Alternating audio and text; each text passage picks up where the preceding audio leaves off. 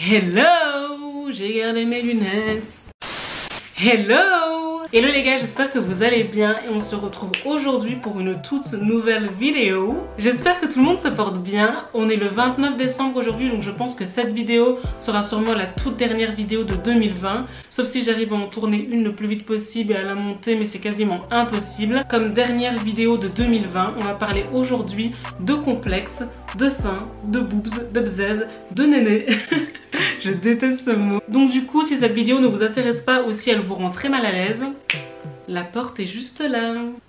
Alors premièrement, pourquoi est-ce que j'ai voulu faire cette vidéo? Tout simplement parce que quand j'étais plus jeune, je pense que j'aurais vraiment bien aimé tomber sur une vidéo comme ça. Je sais que c'est vraiment pas facile d'avoir des complexes, surtout à l'adolescence clairement. Et c'est encore plus difficile d'avoir un complexe que malheureusement tu ne peux pas changer ou qui est vraiment très dur à modifier en tout cas. Donc du coup je trouvais ça cool de faire cette vidéo là tout simplement pour aider les personnes qui se battent toujours contre ce complexe, pour les personnes qui sont en route et qui essayent de s'accepter petit à petit, et pour tout simplement en fait vous donner quelques conseils, vous parler un petit peu de moi, de comment j'ai réussi à presque vaincre ce complexe.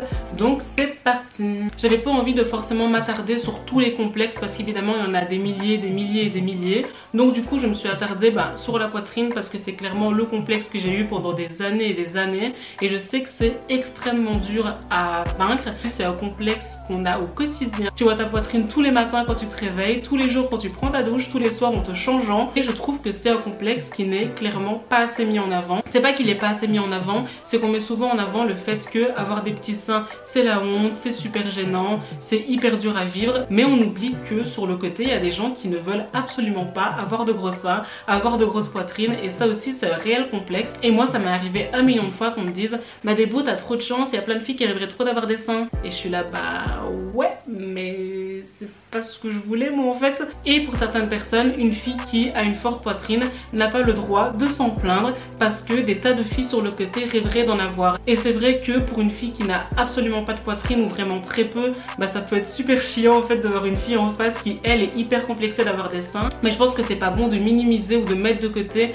les complexes de certaines filles sous prétexte que ça peut faire du mal à d'autres filles qui souffrent d'un autre complexe sur le côté. Je pense que tous les complexes se valent tout simplement. Premièrement, avec ce complexe on a les stéréotypes. Donc les stéréotypes, c'est une fille avec une certaine morphologie doit avoir un certain type de sein. Je sais pas si vous me suivez, mais en gros une fille très mince a forcément une petite poitrine, alors qu'une fille avec des formes a forcément de gros seins. Chose qui est totalement ridicule. Et les gens oublient qu'en fait il y a un tas d'autres filles, un tas d'autres morphologies au milieu de tout ça en fait. Et c'est possible de voir une fille très mince avec une très forte poitrine, comme c'est possible de voir une fille avec beaucoup de formes avec une toute petite poitrine tout simplement. En plus de ça, c'est un complexe qui parfois nous empêche de pouvoir profiter de certains moments avec nos amis, avec notre famille. Par exemple, c'est super dur de se déshabiller devant les gens, de se mettre en maillot devant n'importe qui, d'aller à la mer, à la plage, à la piscine, alors que qu'on se le dise, 9 fois sur 10, les personnes autour de toi n'en ont rien à foutre, ne te calculent pas du tout, n'ont pas du tout les yeux rivés sur tes seins, mais c'est tellement ancré dans ta tête que tu as l'impression que tous les yeux sont rivés sur ta poitrine, sur tes seins, sur tes boobs, alors que clairement personne ne te regarde. Et donc du coup au fil des années, moi j'ai dû trouver quelques alternatives pour tout simplement essayer d'être beaucoup moins gênée, d'être beaucoup moins timide, de m'accepter petit à petit. Sincèrement c'est extrêmement dur, ça m'est déjà arrivé 1 million de fois de pleurer dans les cabines d'essayage parce que j'ai l'impression de ressembler à une dinde avec mes énormes seins. Pendant des années je mettais pas de crop top, je mettais pas de top moulant parce que du coup j'étais extrêmement gênée. Et du coup petit à petit au fil des années, dans ma petite montée pour essayer de m'accepter, j'ai trouvé quelques astuces, j'ai pensé à quelques alternatives, quelques petites idées qui ont pu vraiment m'aider petit à petit à m'accepter moi et ma poitrine. Alors la première, c'est tout simplement le soutien-gorge.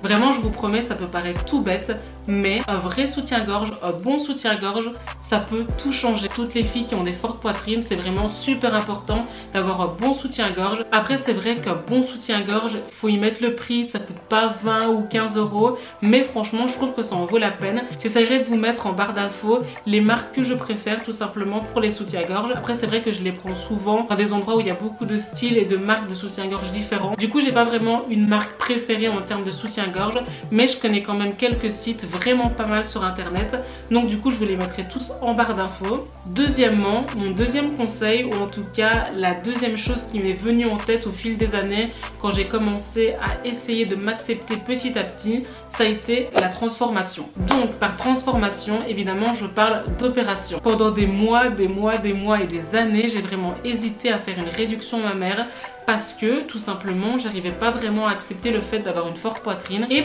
pour certaines personnes vraiment ça marche, elles se font opérer et franchement elles se sentent beaucoup mieux après. Moi j'ai pas fait de réduction mammaire, mais je connais des gens qui en ont fait. Je connais aussi des gens qui ont fait des augmentations mammaires. J'aurais pu mettre ça en troisième position, mais je mets ça en deuxième parce que pour moi il y a une autre alternative évidemment, mais je sais que pour certains il n'y a pas d'autre alternative. J'ai pas envie de dire que je suis contre la chirurgie parce que ce serait complètement hypocrite, sachant que pendant des années j'y ai pensé, mais c'est vrai que je pense que c'est pas la dernière option et pour moi il y a toujours une autre option avant de pouvoir arriver à là. Mais je comprends tout à fait que pour certaines personnes c'est tellement un complexe lourd à porter, il y a tellement pas d'autre solution que la seule option qui nous vient en tête c'est de se faire opérer tout simplement. Et enfin du coup mon dernier conseil, la dernière chose que j'ai apprise, la dernière étape, c'est tout simplement l'acceptation et du coup en parallèle la confiance en soi. Alors c'est tellement bateau parce que c'est ce que tout le monde répète constamment, ayez confiance en vous, il faut s'accepter comme on est, mais on sait tous que c'est tellement pas facile et je suis passée par là et je sais à quel point c'est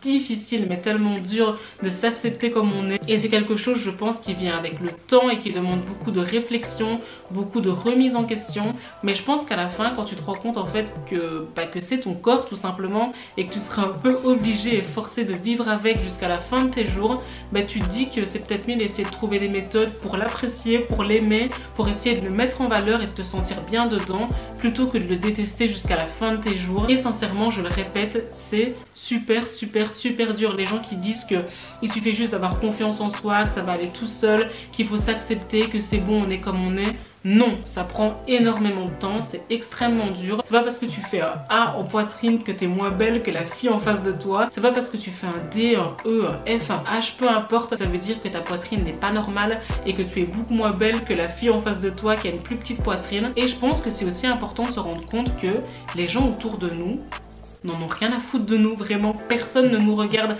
à part vraiment les gros psychopathes. C'est vraiment quelque chose que je me suis rendu compte au fil des années, c'est que quand je suis gênée de me mettre en maillot, quand je suis gênée de mettre des hauts moulants, en fait je suis la seule personne timide dans la pièce, personne ne me regarde, personne ne me calcule, personne ne me fait de remarques, personne ne se moque de moi, personne ne me pointe du doigt ou pointe mes seins du doigt. Après évidemment il y a des gens qui se font critiquer, pointer du doigt par des gros bouffons et par des personnes qui tout simplement pour moi se sentent mal dans leur peau et du coup préfèrent se moquer des autres, pointer les complexes des autres plutôt que de s'attarder sur les leurs. Et moi je reste persuadée que quelqu'un qui a besoin de pointer du doigt les complexes des autres, c'est qu'au fond cette personne ne se sent absolument pas bien dans sa peau. En tout cas c'est mon avis, mais moi je suis persuadée que quand tu te sens bien dans ta peau, quand tu as confiance en toi, quand tu t'acceptes comme tu es, quand tu prends du plaisir à accepter ton corps, en fait tu n'as absolument pas besoin de pointer du doigt les complexes et les défauts des autres tout simplement. Voilà les gars, c'est la fin de la petite vidéo. Je sais que c'est super bateau comme vidéo pour certaines personnes parce que c'est ce qu'on nous répète depuis des années en boucle.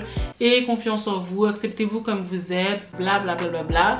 Mais sincèrement, je suis passée par là et je sais à quel point ça peut faire du bien à certaines personnes de regarder des vidéos comme ça. Évidemment, c'est important de préciser que dans cette vidéo, j'ai beaucoup plus parlé du fait d'avoir une forte poitrine parce que moi, ça a été mon complexe pendant des années. Mais évidemment, tous les conseils, les tips, les astuces que j'ai données et que j'ai apprises au fil des années, elles peuvent tout autant s'appliquer aux filles qui souffrent d'avoir une toute petite poitrine parce que le fait d'avoir un bon soutien-gorge, ça peut être un bon soutien-gorge push-up si vous vous sentez mieux comme ça et que vraiment ça vous donne plus confiance en vous. Le fait de faire une opération, évidemment ça peut être une augmentation mammaire parce que du coup vous arrivez vraiment pas à vaincre votre complexe, mais évidemment la toute dernière étape et la plus belle entre guillemets, ça reste l'acceptation. Et dites-vous qu'il y a des filles dehors, dont moi, qui rêvaient ou qui rêvent toujours d'avoir une petite poitrine. En tout cas je vous fais de super gros bisous. Je sais pas si cette vidéo sera ma dernière vidéo de 2020, mais en vrai on est le 29.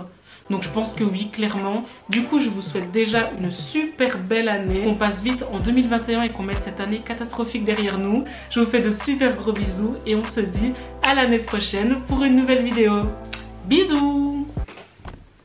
À l'année prochaine!